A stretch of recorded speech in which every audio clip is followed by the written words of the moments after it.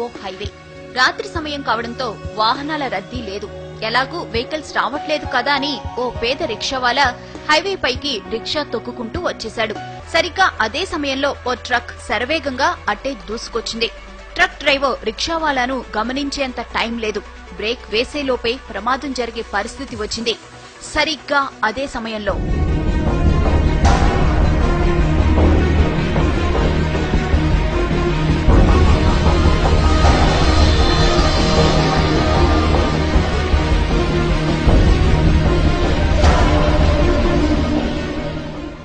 ఇది జరిగిన ఘటన.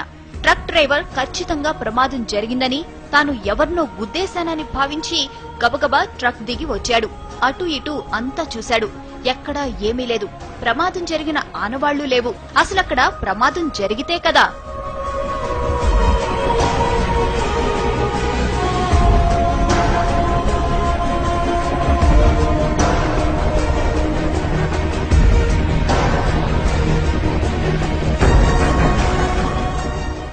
రిక్షావాలాను రక్షించిన అదృశ్య శక్తి అతణ్ణి రోడ్డు పక్కన విడిచిపెట్టింది.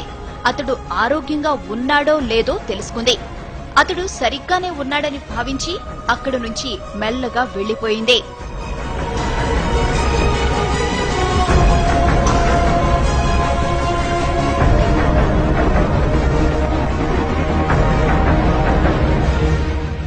ఇంతకీ ఆమె ఎవరు?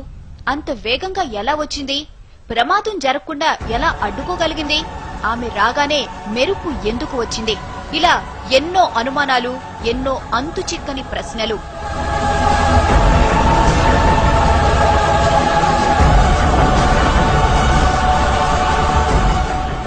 అంత వేగంగా మెరుపులా వచ్చింది కాబట్టి ఆమె ఖచ్చితంగా గ్రహాంతర వాసేనంటున్నారు కొందరు. గ్రహాంతర వాసే అయితే ప్రమాదం జరుగుతుందని ముందే ఎలా ఊహించిందని ప్రశ్నిస్తున్నారు ఇంకొందరు. అసలు గ్రహాంతర వాసికి మనిషిని రక్షించాల్సిన అవసరం ఏముందంటున్నారు.